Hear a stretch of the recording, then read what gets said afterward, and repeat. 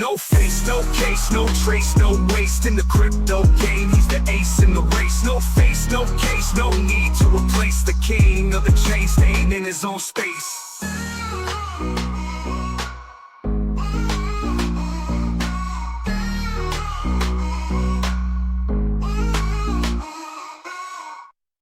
What's going on, guys? Welcome back to the NoFaceCrypto channel.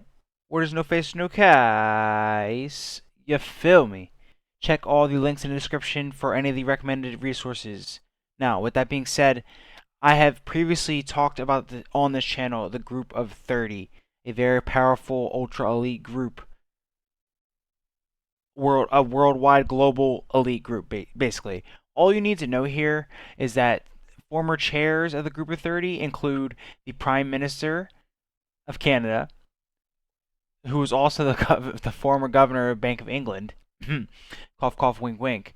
We have the President of Singapore. And he was also the former chairman of Monetary Authority of Singapore. We have Jean-Claude Trichet, former president of the European Central Bank. I mean, this is ridiculous. Former governor of the Bank of France. We have the former governor of the Bank of Israel. I will end it right there. We don't have anything else to talk about here. That's all you need to see, guys. And he was also the former chairman, J.P. Morgan of Chase International. Guys, do you know how deep this goes with XRP and Ripple? It's not even funny. And so people who used to work for these people here have connections to Ripple. That is very, very true. But it doesn't even matter. Doesn't even matter, guys. I'm going to go ahead and play this clip right now in this video. And you guys will kind of just see how deep and how connected XRP and Ripple is. But with that being said, like, understand all the imagery you've seen in movies with Ripple. I mean, I've covered it in previous videos. But it goes very deep. So deep, it almost makes you question, like, what other cryptocurrency do you really need if there's Ripple? I know it sounds crazy. But when you see and watch this next clip, you know what? Forget about it. Roll the clip. It's your last chance to understand and get in, basically. And here we go. Let's bring it up. So to your point there, just let me know when you can see. Yeah. You got it? Cool. Oh, wow. This is incredible. Yeah, it's big, mate. I've got all the intelligence agencies. I've got your Teals, your Musk. It's a web of truth. It is mind-bending when you dig through. Not a web of lies. This is a web of truth, ladies and gentlemen. To your point, we know everything starts with the Nexus heavy-hitting banking families, right? We won't go into all the detail around the Morgans, the Rockefellers, the Rothschilds, but what we do know is that they obviously established the modern-day central banking cartel as we know it. Now, to your point, and I'll keep this brief because I'm going to do a proper series on all of this in incredible detail. We've seen all the documents from these central banks. We know it's intertwined. The audience are well aware. The kicker for me is the whole methodology of like syndicated banking cartel means. And what that leads you to is these things that I've kind of dubbed the elite economic amalgams. So you've got a few of them. You've got the IIF, you've got the Trilateral Commission, you've got the Group of 30, you've got the Bretton Woods Committee, and you've got the World Economic Forum's a popular one. You could probably throw the World Gold Council in there if you wanted as well. But the kicker here, and no one seems to see this, I mean, this will show them, is that at every single elite economic amalgam, you have key personnel that are either directly associated with banks that have invested in Ripple directly in their Series B round, or they're installments that are cross representatives for both the amalgam and Ripple. So here you've got Raghuram Rajan, who's on the Ripple USD advisory board. You've got all these people across these amalgams that have direct or indirect concrete ties back to Ripple. We obviously know the World Economic Forum one. That's a popular one. But these go really deep. I won't bore the audience now because it'll take too long. You're getting me enticed about that.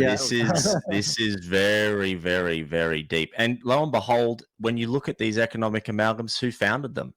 Rockefeller Foundation for the Group of 30. You've got Bretton Woods committee as well was by the foundation families. You've got the Trilateral Commission by David Rockefeller. So everything feeds back to these early stage families. But what I find super interesting is that the genesis of our story in Ripple, the family who actually invented syndicated banking was the Fugger family. Canadian. Jacob Fugger. He's done work into this in the past. So this is actually quite a really interesting bolt-on. Jacob Fugger was supposedly the richest man who ever lived, who did pioneer this idea of syndicated banking. He made his fortune in precious metals and ownership of mines, etc., etc. But the Rothschilds explicitly did kind of copy that modality and take it into what we know today. But yeah, and then you obviously just look at all the investors, guys. I mean, the angel investors are just crazy. Roger Ver, that's a story in itself. Jesse Powell, Greg Kidd, who owns 1% of the float. And then if you've got your ties back to Peter Thiel, which I'll go into, in the PayPal mafia. He got in the venture seed round in 2013 with the Horowitzes, Founders Fund, Lightspeed, Google Ventures. Like, everybody's involved, to your point, and it's you can't make this up. You can't make it up, this is man. incredible work. Like, Nathan, this is incredible work. Like, you're doing such a service here. Well, when it's all done, guys, I'll basically give you the intelligence link I now have is concrete. That this was selected, but Bitcoin was used as a shiny distraction. I have the proof in here. I'm not going to do it today because I want to collate it in a way that's really compelling. No, I appreciate that. I don't want this channel to get shut down. So, the thing is how many people have been deplatformed just for pulling back the curtain? How many people have been deplatformed just for pulling back the curtain? How many people have been deplatformed just for pulling back the curtain? In this next clip, I felt like it was very important to just debunk all the market cap theories that are surrounding XRP, or really any of the big utility cryptos for that matter. Specifically with XRP, though, market cap is irrelevant. Now, there is a full-on market cap multiplier, and I'm not going to go ahead and discuss that in this video because it's very in-depth and in detail. Maybe in another video. But look, use your brain here and just use basic supply and demand. Here's what's going to happen, bruh. There is a piece of technology out there that is so coveted, cough cough, XRP, that people at some point very soon will not be able to purchase this anymore. And the people who do own the XRP, there will be a transfer of wealth so large it's not even funny. And I'm not here to give predictions on the price and what's going to happen, because I'm not here for that. And I'm more of a conservative investor, but I will say I don't ever plan on selling my XRP because I do see it as that valuable, almost as much as gold. And I know that's crazy, but lock in. Like the shirt says, lock in. Today we're exposing the XRP market cap myth. Now, of course, anybody can calculate the market cap on XRP or any other digital asset. You take the last traded price by the circulating supply, it gives you a market cap. And for XRP, we're at about a $3.30 XRP all-time high. We got about 57 billion circulating coins. It's over $180 billion market cap, approaching 200 billion. But it's not a 1-to-1 ratio as far as market cap grows by $1 billion if $1 billion comes in. What we're seeing on XRP is a dramatic market cap multiplier. And that's what I'm going to be breaking down here in today's whiteboard session. Let's make it quick, simple, and yes, we are going to explain how we reach a $33 XRP based off of conservative assumptions from JP Morgan. Stay tuned. Getting started here yesterday, this is what we observed. By the way, you got two examples here, one of XRP price going up, one of XRP price going down. Take a look. Yesterday, XRP starts pumping. The market cap grows by $17 billion off of only $80 million of inflows into XRP. There's buying, there's selling. The net inflow during this was a 4-hour window, was 80 million of inflows, led to 17 billion market cap growth. And what you see here is that's a market cap multiplier of 212. Very dramatic. Now, check this out. It works going down as well too. Just as quickly as it goes up, it can come down. Now, this is then when the SEC filed their appeal brief yesterday. And yes, this does add to the damages done. The red folder just grew by about 15 billion because when the SEC filed their appeal briefs, the market cap loss on XRP, the price went down from about 320 all the way down below $3. We lost 15 billion of our market cap, but only 55 million of outflows. This gives us once again another market cap multiplier above 200 here at 279. Now, in other examples of this in the past couple weeks, I've tracked the market cap multiplier for XRP being above 589. And in one instance, we even saw it up into the thousands. So XRP, the point being, is a very easy asset to move, both up and down. But this is where it gets exciting because JP Morgan this week gave us the prediction that XRP ETFs will see 4 to 8 billion of inflows as soon as they go live within the first year. I think that that's a very conservative assumption. I think that JP Morgan's onto something there. And so what I did is I just took that 8 billion of inflows into our ETFs and you times that by 212, which is what we were doing here yesterday. That's going to give you market cap growth of 1.7 trillion. Now, XRP's market cap's already at about 200 billion, so I'm just adding 200 billion to that 1.7 trillion. It brings it to about a $1.9 trillion market cap for XRP.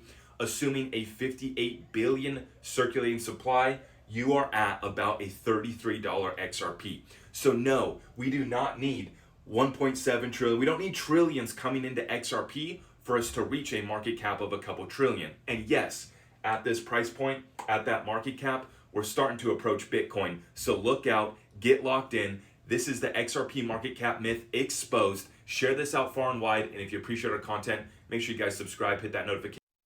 All right, guys, pretty much said there, right on a platter for you guys. Not only that, these are calculations based off of the available XRP to us, okay? There's like 52% or something like that in escrow. So, I mean, the supply and demand shock is about to go crazy. And given the events that just happened with this crazy drop and shoot back up, you know, God bless the people who did get in.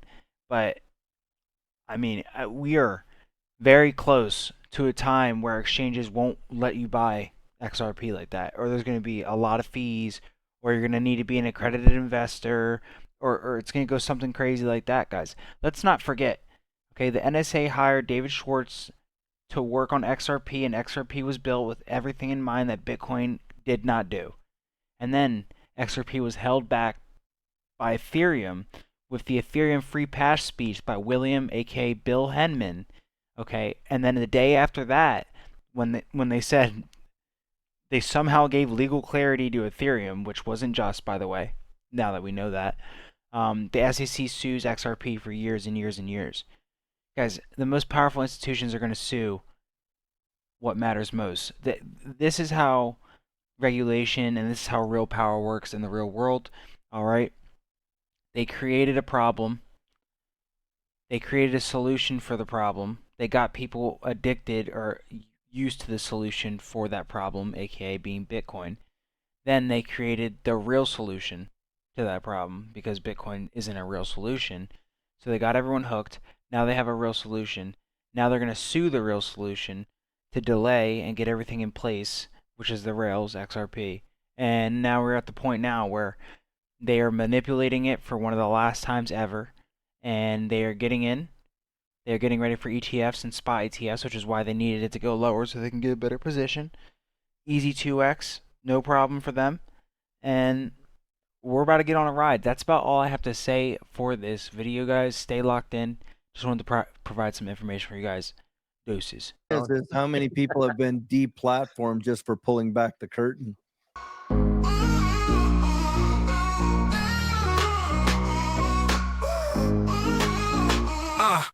Masked up tight like a thief in the dark. No face, no case, that's the spark of his art. Charts crashing, burning like the 4th of July. But no face crypto, still flying high. He rides the wave while the rest just drown. Rich list rider wearing the crown. Liquidation storms can't crack his code. He built his empire on the blockchain road. No face, no case, no trace, no waste in the crypto game. He's the ace in the race. No face, no case, no need to replace the king of the chain, staying in his own space. When the market turned red and the bulls went blind, he stayed steady, sharp, mastermind, refined. While wallets froze and traders wept, he flipped the script and his ledger kept. Bag so heavy, it bends the rules. Swimming through the sharks while they fight for pools. The greatest YouTuber to grace the scene, turning bear markets into a money machine. No face, no case, no trace, no waste in the crypto game. He's the ace in the race. No face, no case, no need to replace the king of the chain, staying in his own space.